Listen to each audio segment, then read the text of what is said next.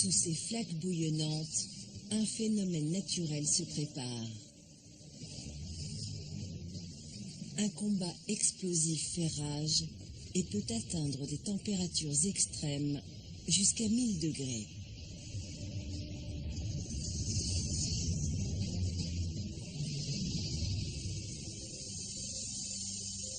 Les traces que la collision laisse en surface nourrissent les mythes et les rites des hommes.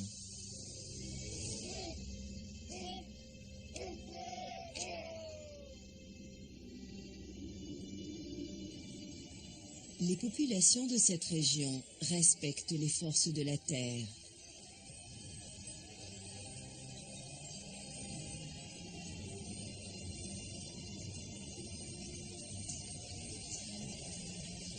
Ici, les paysages peuvent se métamorphoser à tout instant, avec pour conséquence des dégâts considérables.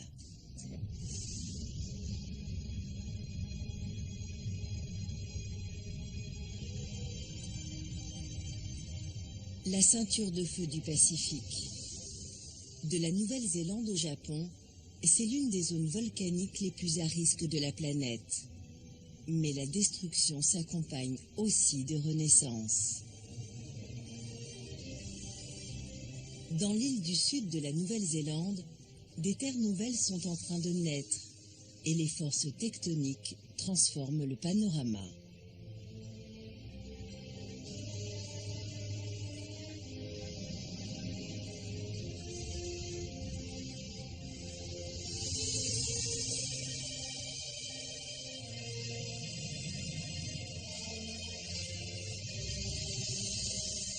C'est une expédition hors du commun qui attend le géologue Nick Iles sur la ceinture de feu du Pacifique.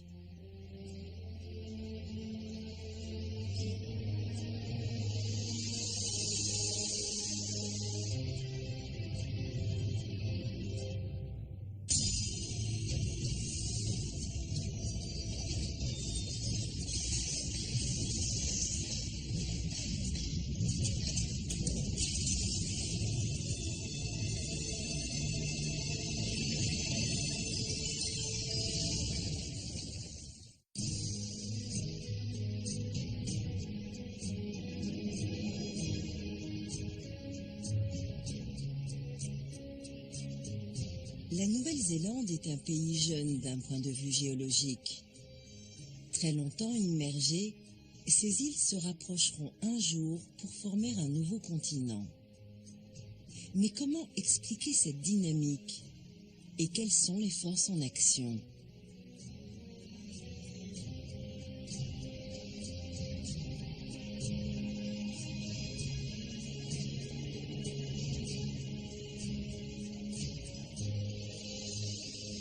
Nick Iles se rend sur White Island, un volcan hyperactif au bord de la ceinture de feu.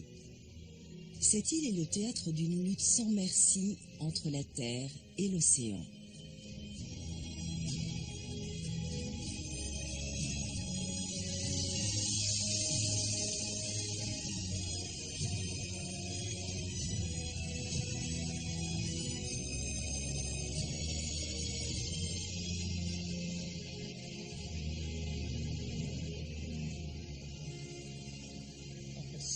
On dirait une scène de l'enfer de Dante.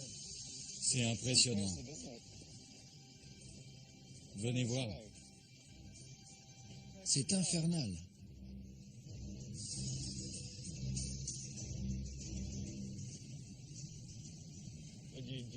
Vous savez à quelle fréquence il entre en éruption? Il est exceptionnellement actif. Donc j'imagine qu'en moyenne, il entre en éruption tous les 7 ans à peu près. Un tel degré d'activité en a fait un laboratoire à ciel ouvert pour les scientifiques. Le géologue Hamish Campbell est particulièrement attentif à la vie intérieure du volcan. On surveille ce type de volcan de différentes manières. Grâce à des analyses chimiques et sismiques Mais on utilise aussi des satellites de pointe pour une observation géodésique. Pour voir s'il s'étend. Oui, pour voir s'il y a du mouvement, s'il grossit, rétrécit ou change de forme. On le surveille de façon presque quotidienne, grâce à des appareils tout autour du cratère. C'est quoi ces débris? Ils datent de la dernière éruption? C'est très chaotique, hein? Regardez ces coulées de lave qui ont séché là-haut.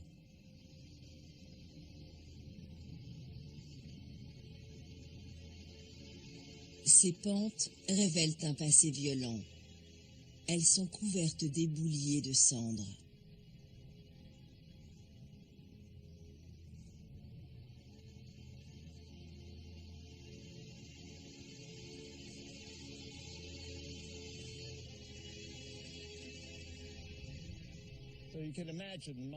S'il y a une nouvelle éruption bientôt, toute cette matière va être complètement soufflée, ou au contraire, prise au piège par la lave en fusion.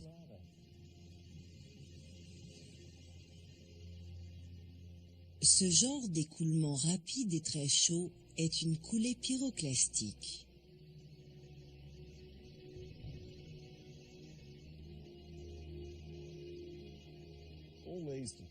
Tous ces dépôts sont actuellement à un angle de repos. Et ils sont au sommet.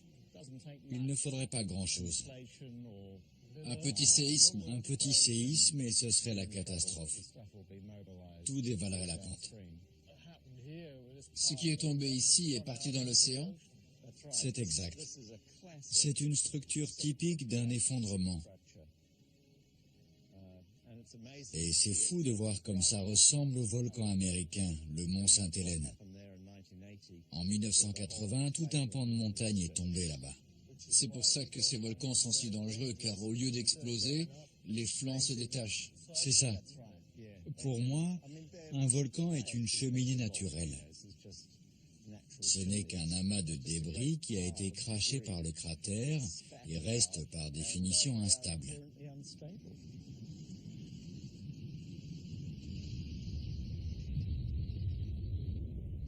White Island, comme toute la Nouvelle-Zélande, se trouve au cœur de la ceinture de feu où se rencontrent une plaque océanique et une plaque continentale.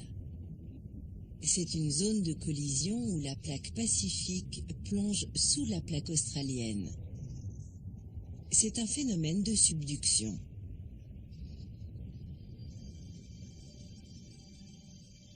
Le fond de l'océan est déformé et attiré dans des tranchées profondes.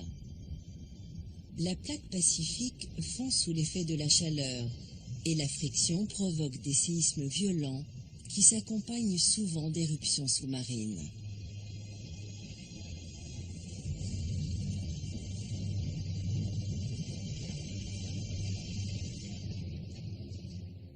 White Island fait partie d'une chaîne volcanique qui compte aussi le grand volcan Tarawera. Les géologues décident de l'observer de plus près.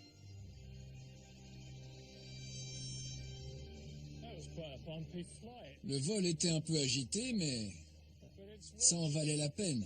On est pile sur la ceinture de feu. C'est exact. C'est la ceinture du Pacifique dans toute sa splendeur. Il n'y a pas beaucoup d'endroits où on la voit aussi clairement.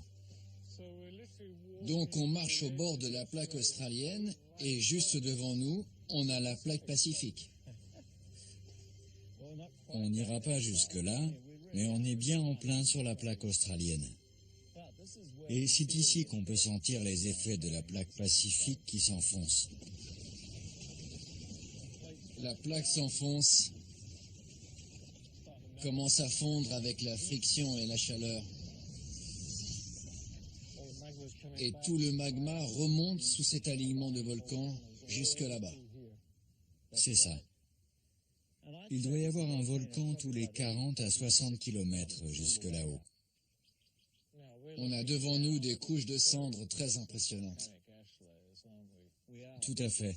C'est vraiment spectaculaire. C'est une fissure, un rift, qui s'est formé suite à l'éruption de 1886, ici sur le mont Tarawera.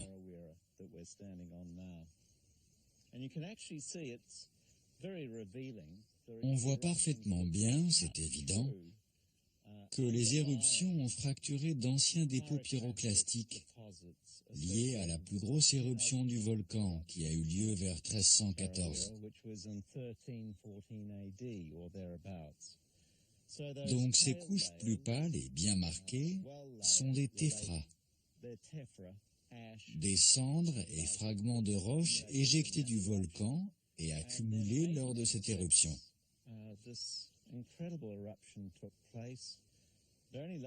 Et une autre éruption massive a eu lieu en 1886. Elle n'a duré que 4 heures et elle a produit ces dépôts foncés, rouges, gris et noirs qu'on voit sur la couche claire.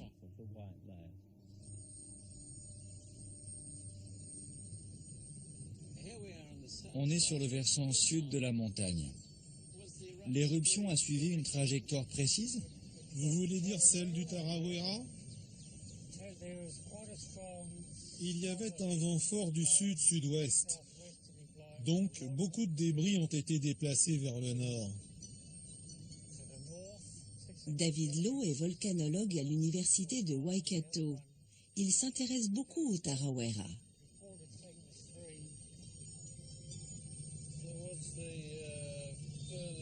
Quel est l'endroit le plus éloigné où vous avez trouvé des traces de cendres dans l'eau venant de volcans néo-zélandais? Toutes éruptions confondues? Oui. L'Amérique du Sud, je crois.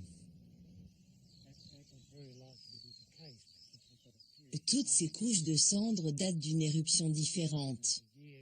En étudiant leur emplacement et leur profondeur, David Lowe a reconstitué une chronologie qui remonte à près de 10 000 ans.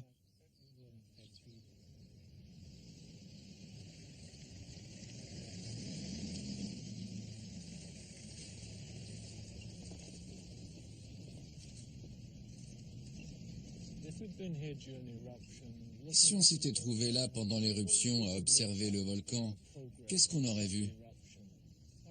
Ça aurait été spectaculaire et très dangereux. On serait mort si on était resté si près.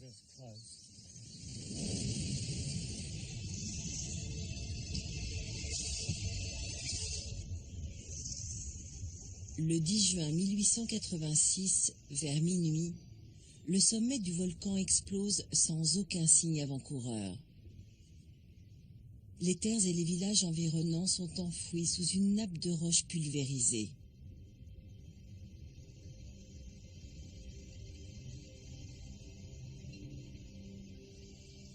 Le volcan pétrifie tout sur son passage. C'est une catastrophe d'une ampleur inouïe. Des forêts entières sont déracinées et brûlées.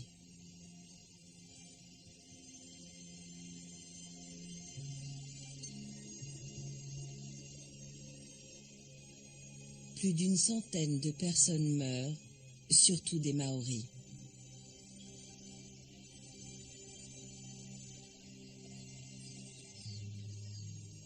Les pentes du volcan portent également les traces de l'éruption de 1314. Ces restes de troncs d'arbres calcinés témoignent de la férocité de l'événement.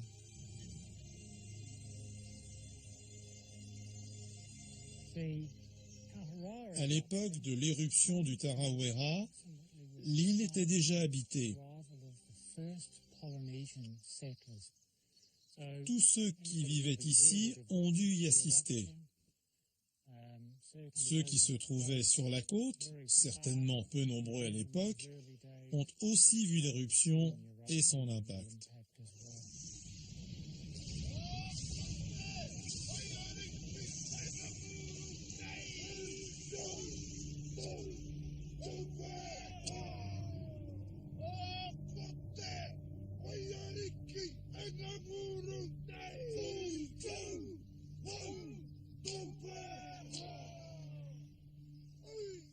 Les légendes maoris parlent volontiers des dieux du feu et d'une terre surgie de l'océan.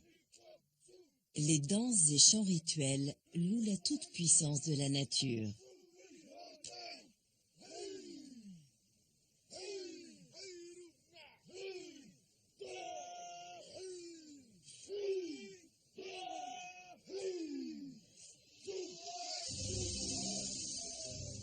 Les catastrophes volcaniques passées ont laissé une empreinte indélébile dans le paysage et dans l'esprit des Néo-Zélandais. Mais rien ne peut les préparer à l'énorme bouleversement géologique qui les attend.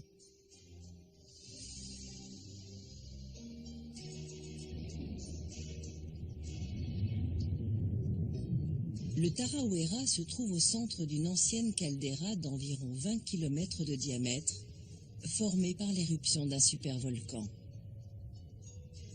Elle a laissé derrière elle un trou immense, où sont nés des lacs et des stratovolcans plus petits. Non loin de là, les eaux d'apparence paisible du lac Taupo cachent les cicatrices d'un autre cataclysme démesuré. L'une des plus violentes éruptions sur Terre en 70 000 ans a enfoui toute l'île du Nord sous 200 mètres de cendres. Mais aussi impressionnant soit-il, les volcans ne sont pas la seule menace qui pèse sur la Nouvelle-Zélande.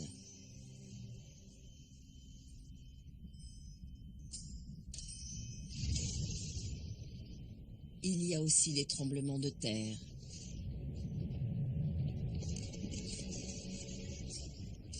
Ces paysages superbes cachent tout un réseau de failles sismiques. La capitale néo-zélandaise, Wellington, est particulièrement exposée. Elle se situe au point de rencontre entre la plaque australienne, qui remonte vers le nord, et la plaque pacifique, qui descend vers le sud. La plupart du temps, les plaques sont unies et ne bougent pas. Mais quand toute la tension accumulée les déplace, le mouvement provoque un tremblement de terre.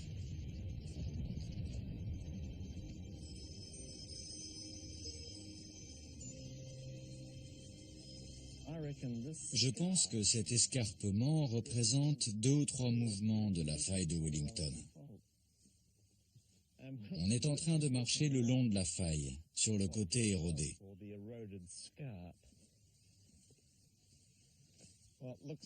Ça n'a l'air de rien, mais c'est comme une vraie scène de crime. C'est une collision continentale en direct. Sous nos pieds, cette zone remonte complètement sur l'autre, parce que les plaques se rencontrent.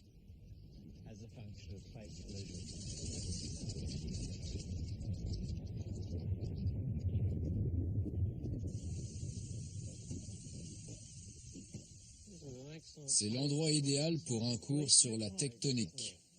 Tout à fait. Il se passe plein de choses. On voit la faille de Wellington qui court parallèlement au port. Elle remonte par ici et jusqu'au détroit de Cook. En 1855, une rupture de faille sur près de 150 km et un mouvement de faille décrochante entraînent un violent séisme qui transforme tout le littoral.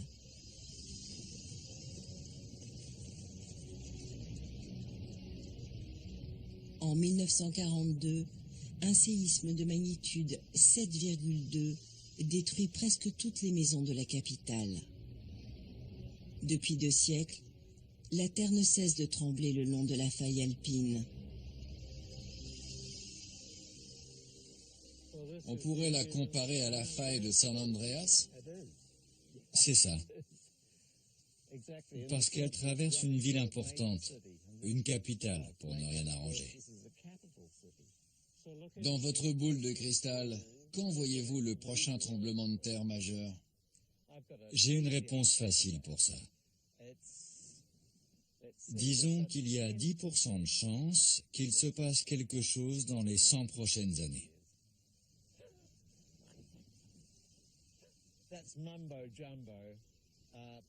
Ce n'est pas très clair, mais c'est la probabilité la plus précise qu'on peut donner d'un point de vue scientifique, et la plus certaine.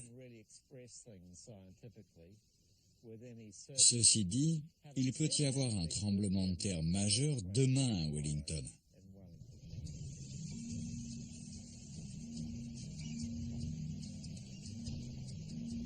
Ce même processus destructeur, redouté par les Néo-Zélandais, est aussi créateur de terres nouvelles.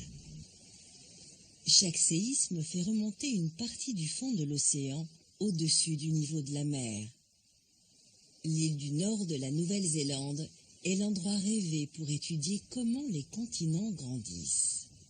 Sur la côte, les géologues peuvent observer le processus d'accrétion en pleine action.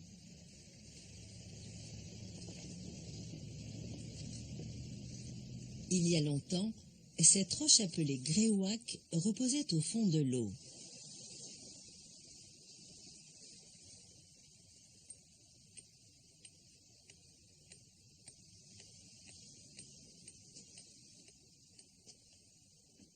La réserve naturelle de Red Rocks est fascinante pour les géologues. Sa roche est truffée d'informations. C'est une vraie machine à remonter le temps.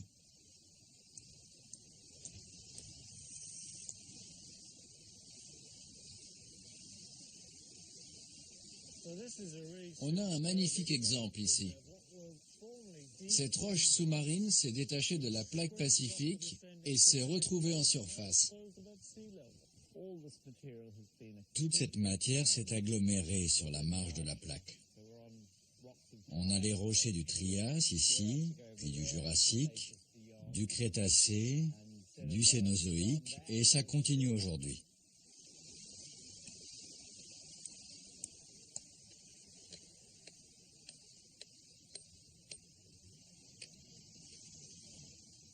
Qu'est-ce que vous avez trouvé? Du super Greywacke. Des fossiles? Non, pas ici, mais on en a trouvé à proximité immédiate. Le Greywacke est une roche jeune, à l'image de la Nouvelle-Zélande. Un pays jaillit des profondeurs de la Terre, comme le raconte la légende maori.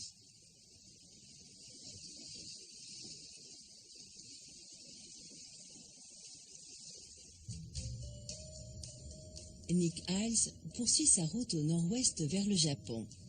Dans cette région du monde, la densité de population fait monter les enjeux. Le Japon est l'un des pays les plus urbanisés du globe. Mais malgré la stabilité de ses infrastructures, la menace sismique est constante. Les Japonais savent que la Terre va trembler inévitablement. Ils ignorent simplement où et quand.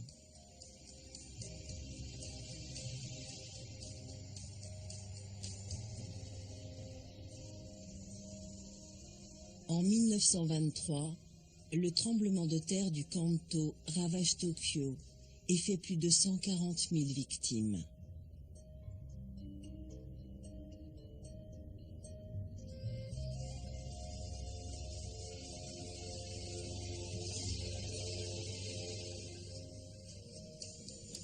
La tragédie est commémorée tous les ans le 1er septembre.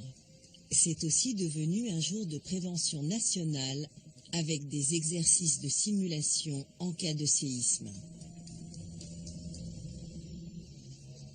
Pendant quelques heures, la ville de Fukuroi déploie aussi les grands moyens.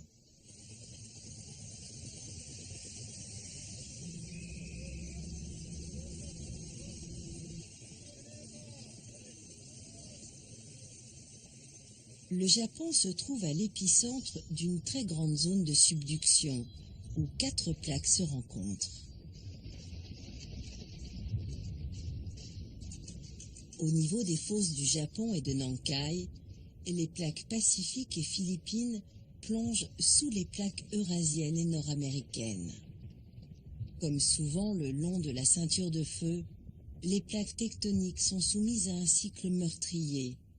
Elles s'unissent, se déforment et se séparent.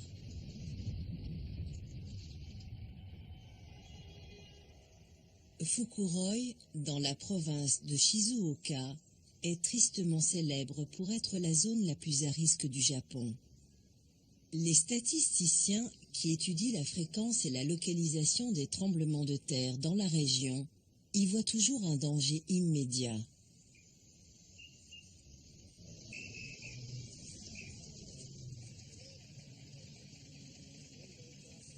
Il n'y a rien à faire pour l'empêcher, mais ses habitants peuvent au moins s'y préparer.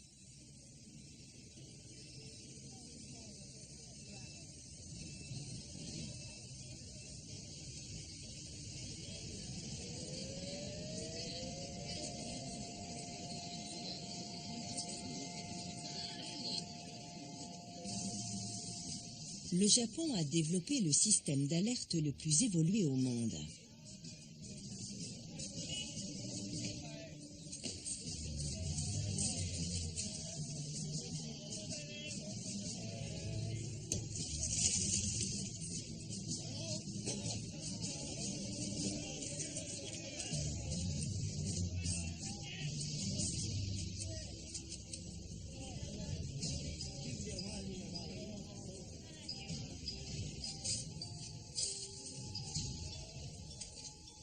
Mais personne n'a pu anticiper le terrible séisme de Tohoku du 11 mars 2011 qui a entraîné l'accident nucléaire de Fukushima.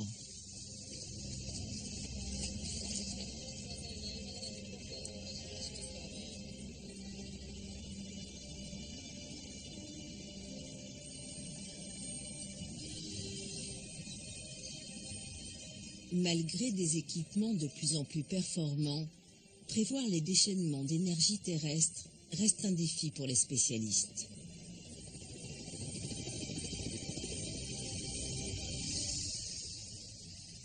En 1944, le tremblement de terre de Tonankai a détruit l'école de Fukuroi, faisant de nombreuses victimes parmi les élèves. Les nouveaux bâtiments scolaires sont conçus pour réduire le risque d'effondrement.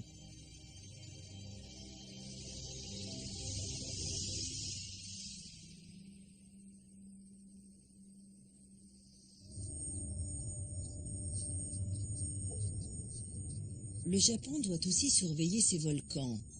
Avec ses 3776 mètres de haut, le mont Fuji est un monument national, inscrit au patrimoine mondial de l'UNESCO en juin 2013. Mais pour la ville qui s'étend à ses pieds, c'est une épée de Damoclès. Fuji Yoshida compte plus de 50 000 habitants. En cas d'éruption, il faudrait évacuer plus de 500 000 personnes.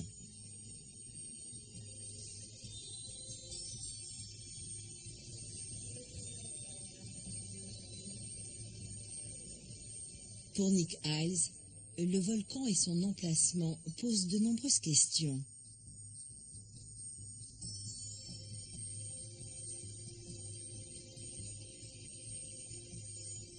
La ville est construite sur une couche de lave qui est le fruit de l'éruption de 1707.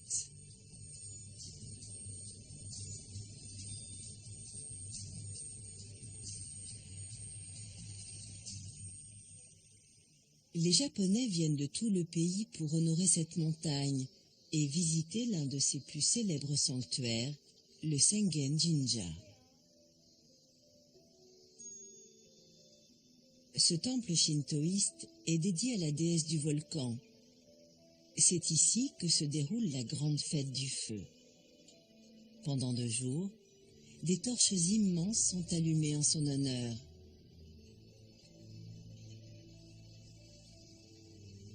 Le mont Fuji est au cœur de nombreux mythes et légendes. Les scientifiques pensaient l'avoir sous contrôle, du moins jusqu'à récemment. Le volcanologue Shigeo Aramaki dirige une équipe de recherche spéciale constituée en 2002. Vous êtes venu ici très souvent. Qu'est-ce que cet endroit a de particulier?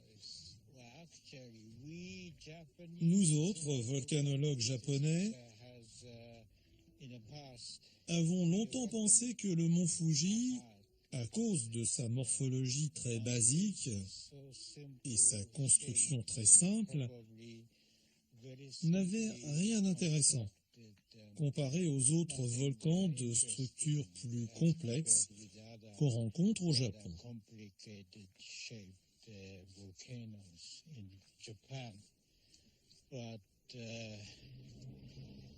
Mais c'était une erreur.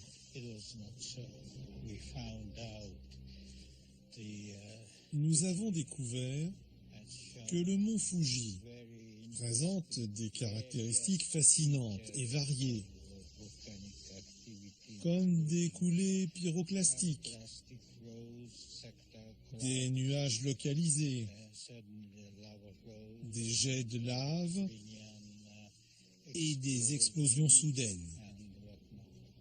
C'est un véritable feu d'artifice volcanique.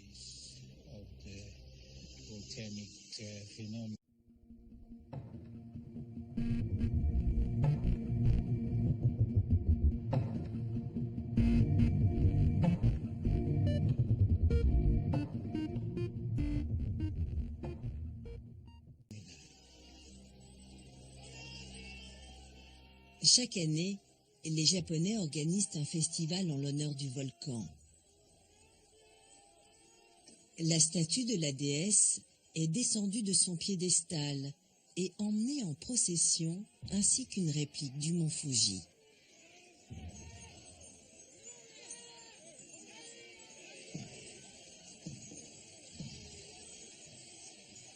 Les statues de plus d'une tonne sont exhibées dans les rues de Fuji-Yoshida lors d'une grande procession.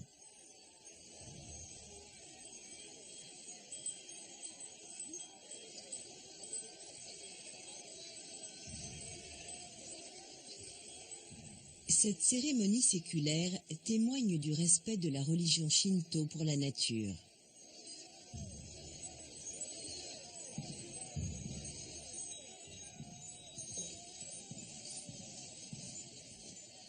Au cours du défilé, les habitants font des offrandes à la déesse pour apaiser sa colère. Si elle est suffisamment contentée, elle épargnera la ville.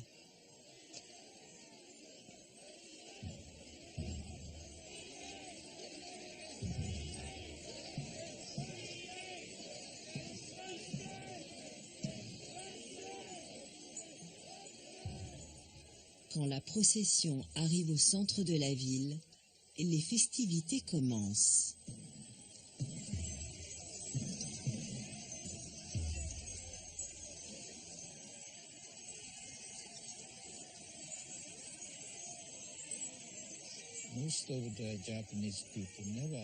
La plupart des Japonais ne subissent jamais d'éruption de leur vivant. La fréquence est trop faible comparée aux autres catastrophes naturelles, même aux tremblements de terre les plus importants. Par contre, on peut assister à un séisme moyen et on peut subir des typhons ou des inondations qui ont lieu tous les ans.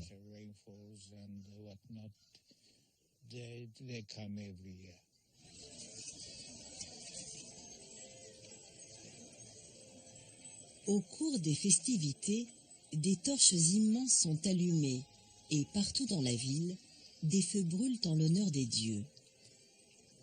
Pendant quelques jours, Fuji-Yoshida s'embrase.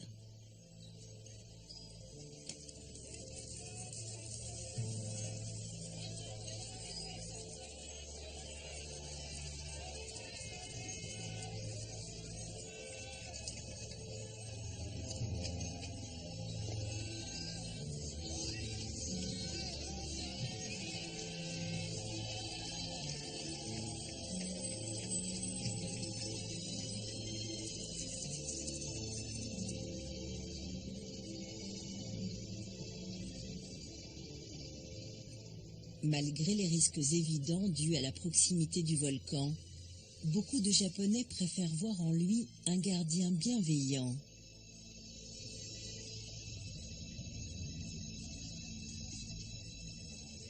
Yayoi Sato a vécu au pied du mont Fuji presque toute sa vie. C'est une fête en hommage au feu, une célébration du volcan. Mais cette montagne est aussi très dangereuse. Ça vous fait peur de vivre ici?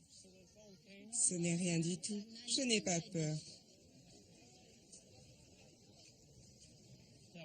Et les tremblements de terre, vous en avez déjà connu à Fuji-Yoshida? Oui, j'en ai connu un une fois. Je suis née en 1923, l'année du tremblement de terre du Kanto. Mes parents m'ont couché au premier étage de la maison et sont descendus manger au rez-de-chaussée. Quand la terre a commencé à trembler, ils sont sortis de la maison en courant et ont oublié qu'ils avaient un bébé. Mais mon père s'en est souvenu. Quand il est revenu me chercher, il m'a trouvé en train de sourire, parce que ça me berçait. Les géologues savent que l'éruption du mont Fuji est inévitable. Mais en ce jour de fête, c'est une perspective très lointaine.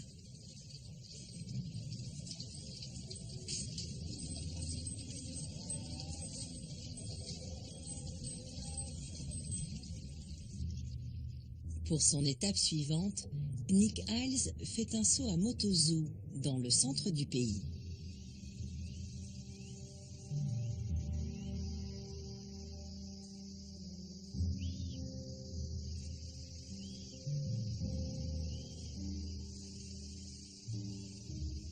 Cette région plus montagneuse porte aussi les cicatrices de bouleversements géologiques.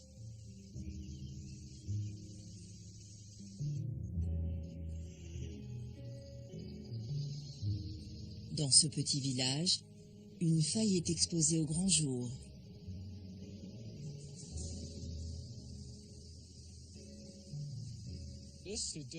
Ce paysage de campagne idyllique est l'un des endroits les plus dangereux du Japon, car il se trouve entre deux grandes plaques tectoniques.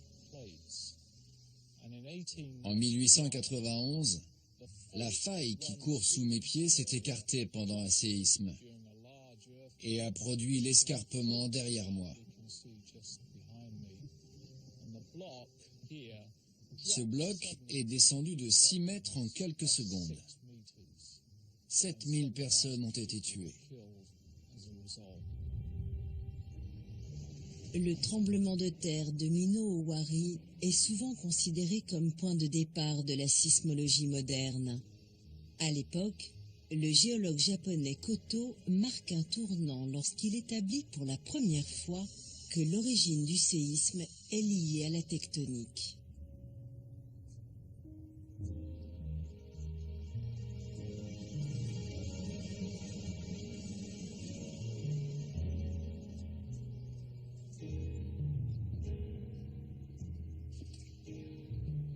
Un siècle plus tard, en 1991, le musée de Motozu rend possible l'observation d'une partie de la faille de Néodani.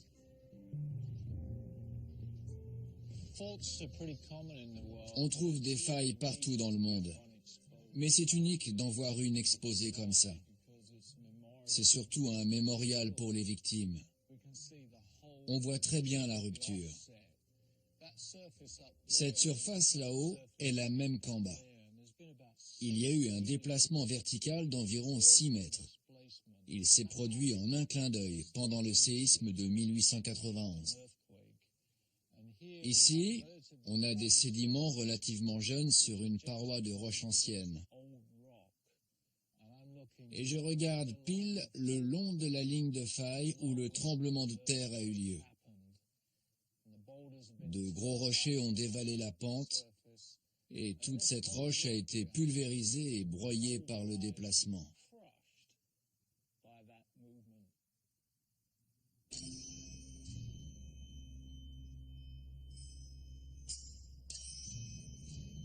Grâce à la théorie de la tectonique des plaques admise dans les années 1960, les géologues comprennent mieux ce qui provoque ces phénomènes.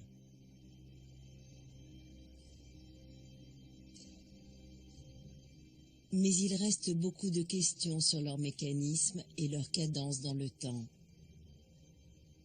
Les chercheurs savent pourquoi il y a des tremblements de terre, mais ils ne sont pas capables de les anticiper avec précision. Du moins pour l'instant. Nick Iles rejoint une équipe scientifique internationale en plein travail sur l'océan Pacifique.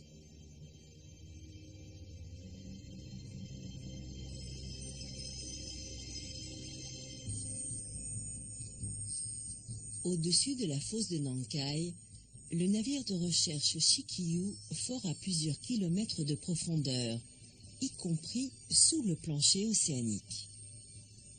À bord, les spécialistes tentent d'élucider le fonctionnement des zones de subduction.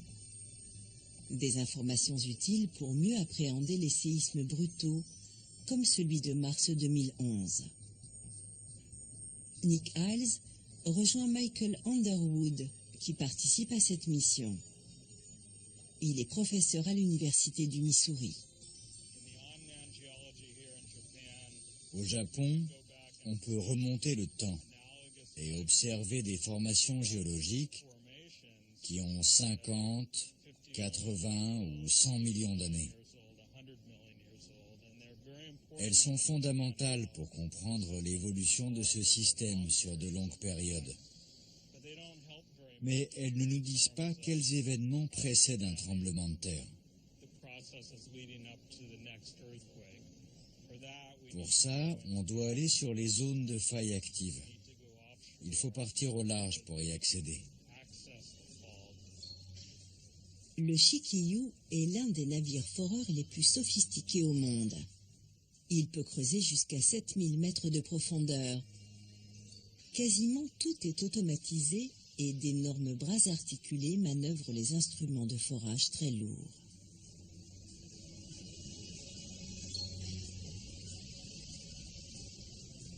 Un système de navigation satellite permet d'anticiper les déplacements soudains dus aux courants forts ou aux intempéries.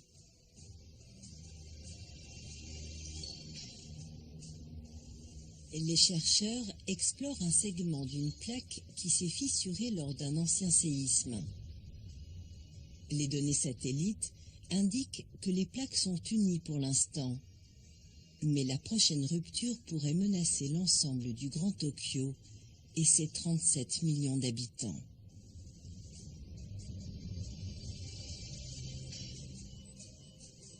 Les indices se cachent dans les sédiments de la zone de subduction. Dans le laboratoire flottant, les scientifiques analysent les effets de la pression et de la température sur leurs échantillons. Ils font des études physiques et chimiques pour déterminer les changements qui provoquent un tremblement de terre. La deuxième phase du projet est plus ambitieuse. Il s'agit d'installer un système d'observation par sonde. Une série de capteurs est implantée dans des puits le long de la faille et reliée à un observatoire en surface. Les capteurs enregistrent en permanence les mouvements de la croûte terrestre et fournissent en temps réel des données sur les changements de température et de pression.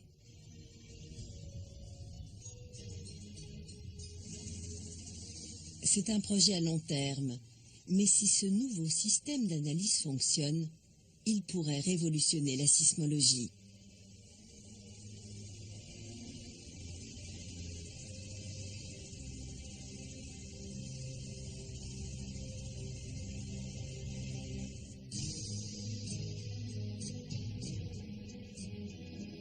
Sur Terre, les volcans impressionnent toujours par leur stature et leur présence. Nick Iles s'intéresse au mont Hunzen sur la côte sud-ouest du Japon.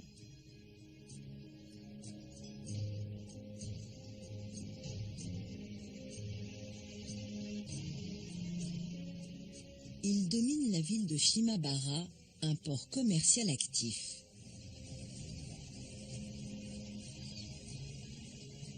La baie d'Ariake semble paisible aujourd'hui, mais ces jolies petites îles cachent une histoire tumultueuse.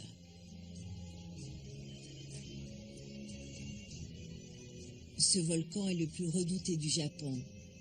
Ses contours escarpés en disent long sur son passé, et il est étroitement surveillé. Chaque pente et chaque pic laissent présager une catastrophe.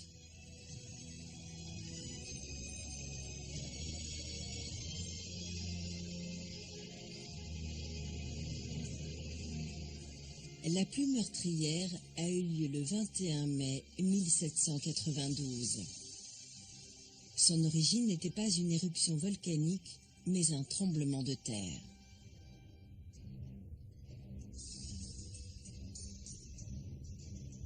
Des dessins de l'époque montrent comment le versant est du volcan s'est effondré.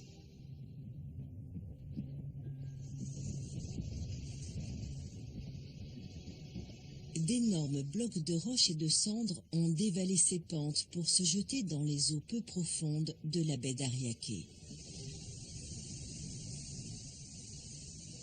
Ils ont provoqué un tsunami et formé ces petites îles éparpillées. 15 000 personnes ont été tuées, principalement victimes du tsunami.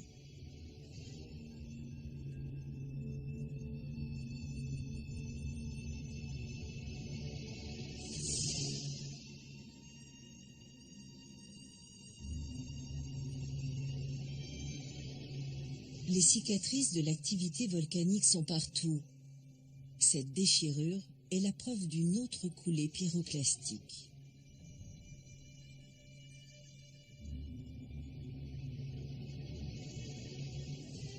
Le dôme continue de s'étendre à mesure que la lave remonte de la chambre magmatique.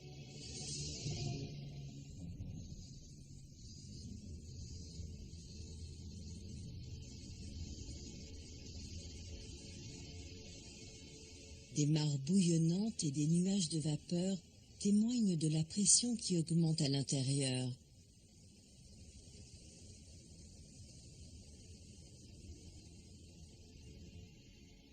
Le mont Unzen est encore actif, et même sous très haute surveillance, il reste imprévisible.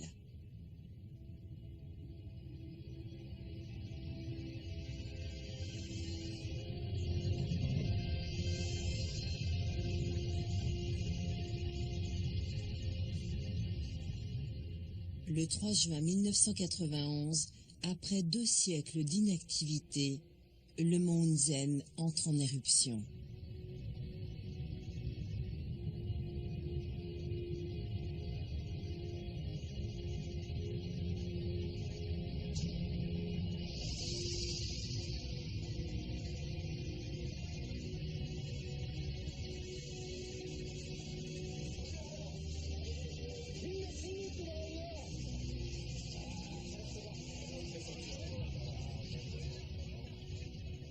« 43 personnes périssent, dont le couple de volcanologues français Maurice et Katia Kraft.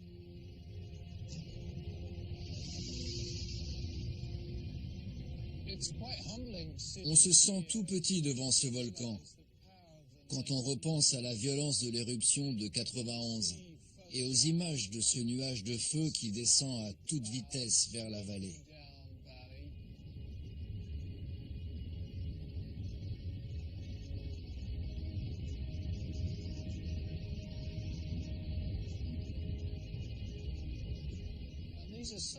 Les volcans sont très dangereux, car totalement imprévisibles. Des semaines avant le drame, il y avait eu de petits tremblements de terre qui indiquaient une remontée du magma. On savait qu'une éruption était imminente, mais ce qui a pris tout le monde de court, c'est que la pente supérieure du volcan s'est effondrée d'un coup.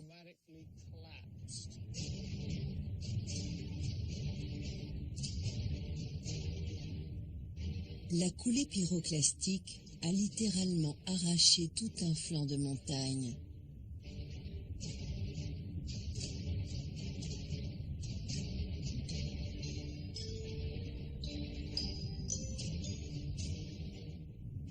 Les scientifiques estiment qu'elle se déplaçait à 100 km/h et que la température était de 450 degrés.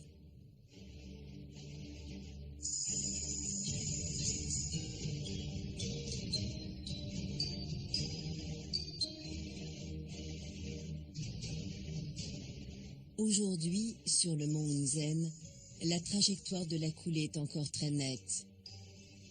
Des rochers énormes tombés du sommet jonchent ses pentes.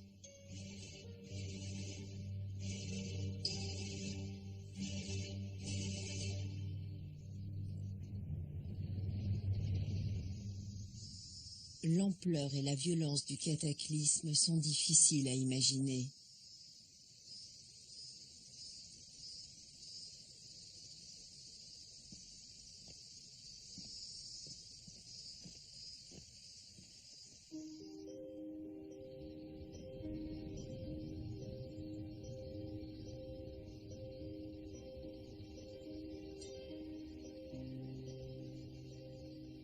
La coulée a tout détruit sur 4,5 km. Plusieurs micro-éruptions ont suivi et il a fallu 4 ans pour que le monstre retrouve son calme.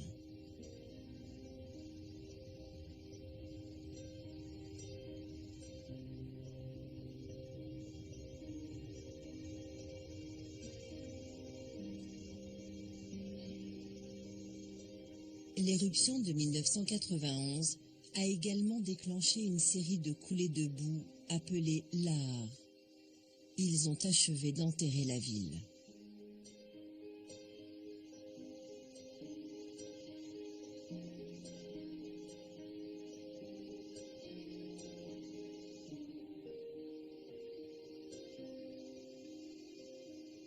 L'école se trouvait en plein sur le chemin de la nuée ardente et a été frappée de plein fouet. C'est aujourd'hui un mémorial en hommage aux victimes.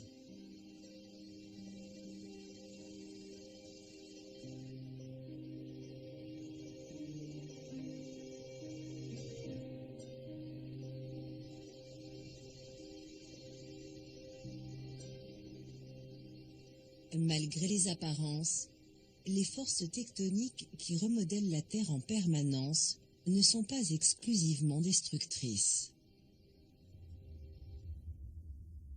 Elle contribue aussi à son expansion. Pour sa dernière étape sur la ceinture de feu du Pacifique, Nick Iles retrouve la Nouvelle-Zélande et Hamish Campbell.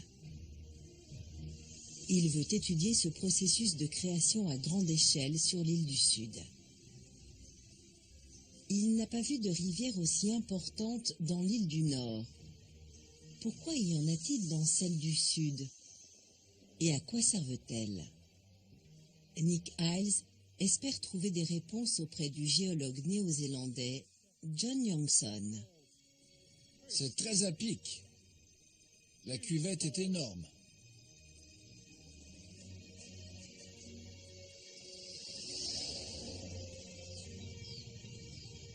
L'intérieur de l'île foisonne de joyaux naturels. Des sommets enneigés, des rivières chargées de sédiments et des lacs profonds et glacés. Les Alpes du Sud sont le théâtre d'une lutte acharnée. Les glaciers y détruisent ce que la tectonique a construit.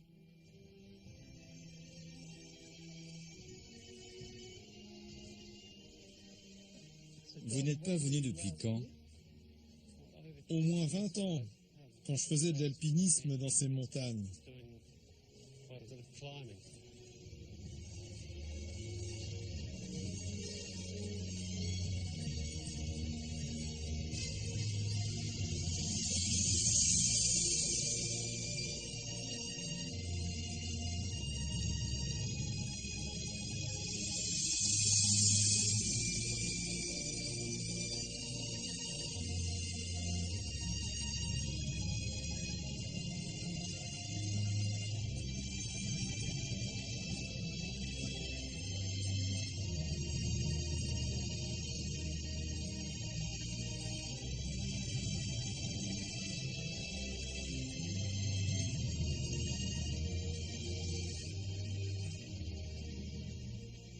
vous apprend ce paysage sur les processus en action?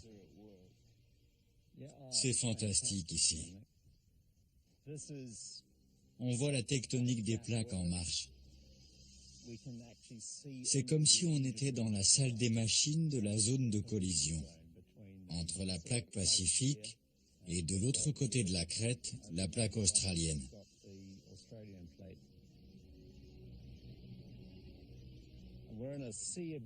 C'est une mer de greywack, la roche qu'on retrouve partout en Nouvelle-Zélande. Elle est poussée vers le haut d'environ 10 mm par an. Ça n'a l'air de rien, mais sur plusieurs millions d'années, c'est un soulèvement énorme.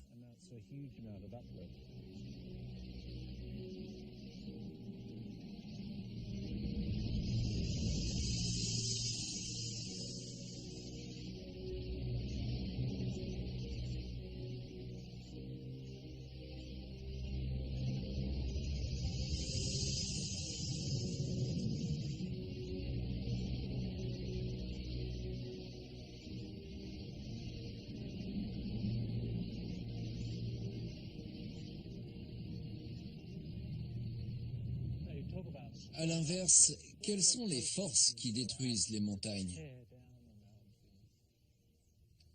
Surtout celle-ci, n'est-ce pas, John? Le glacier. Le glacier est principalement un véhicule. C'est un moyen très efficace de transporter toute la roche érodée des montagnes. Il l'achemine vers la vallée et l'eau de la fonte des glaces entraîne les sédiments plus en aval, bien au-delà du périmètre du glacier. La force de gravité détruit les montagnes et le glacier évacue les débris. Oui, c'est un processus constant, un équilibre entre les montagnes qui sont poussées vers le haut et attirées vers le bas en même temps.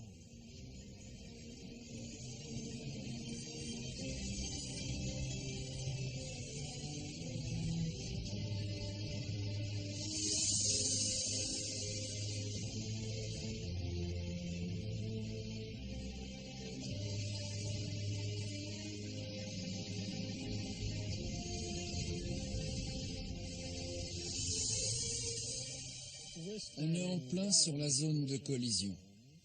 Qu'est-ce qui arrive aux rochers qui ont été poussés vers nous? Ils sont transformés. Ils sont pressés, broyés, littéralement recristallisés dans le processus. Ils se réorganisent, produisent de jolis minerais plats tout neufs et dégagent des fluides. Donc ils sont cuits. Oui.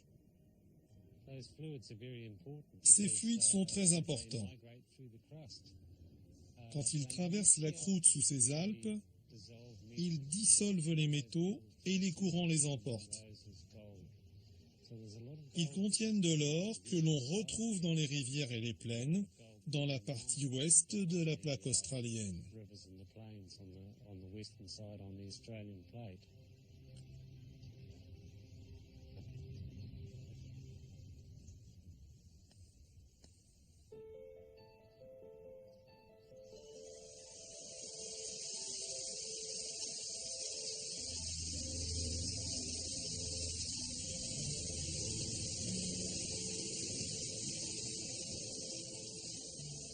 Les rivières sont le dernier maillon de la chaîne qui façonne le paysage de l'île sud de la Nouvelle-Zélande. Là où le courant est fort, l'eau agit comme un tamis avec les minerais d'or descendus des montagnes. La rivière parvient à séparer les minerais légers des lourds. On ne fait que reproduire le même processus.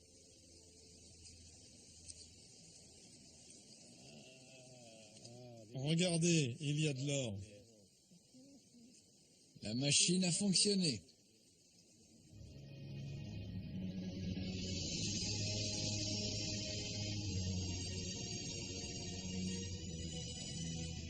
La ceinture de feu du Pacifique est un lieu de naissance et de destruction. Sur White Island, un jeune volcan a surgi de l'océan. À Red Rocks, des terres sont nées de l'action sismique.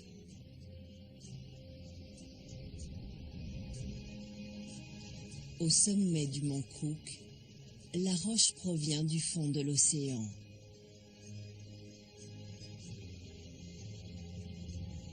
Dans cette région du monde, les forces tectoniques sont particulièrement actives. Alors même que le lit de l'océan Pacifique s'enfonce, sa roche fond et se transforme en nouvelle terre.